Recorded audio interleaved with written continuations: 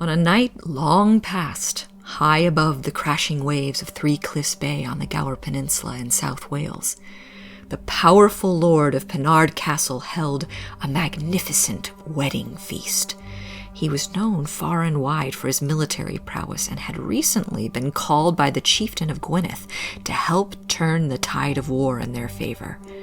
The mighty warrior did indeed help Gwynedd triumph, and as a reward, the chieftain offered his daughter to the warrior to wed.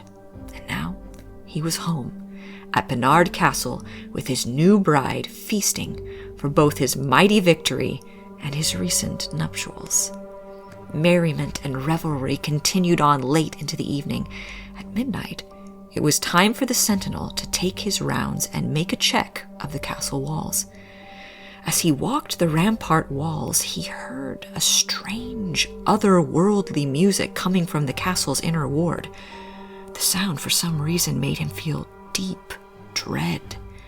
He wondered if he had gone mad, so he called the porter to see if he experienced the same thing. So together, the two walked towards the music in the moonlight. As they got closer, the two men saw a group of fairies frolicking and dancing while others played tiny harps. They ran inside the banqueting hall to tell their master what they had seen. The Verry Folk were in the castle.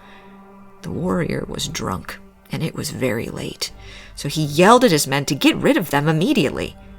The crowd became silent. Then someone in the hall warned the warrior and reminded him that if he attacked the fairies, that horrible things could happen. The warrior became angry. He saw not magic, but trespassers.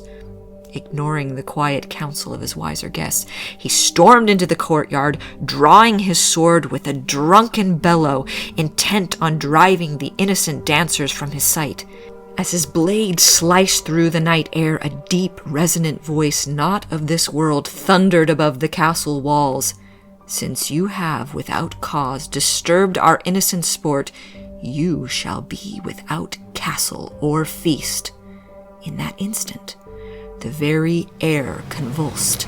A furious sandstorm erupted from nowhere, a churning, swirling vortex of grit and wind.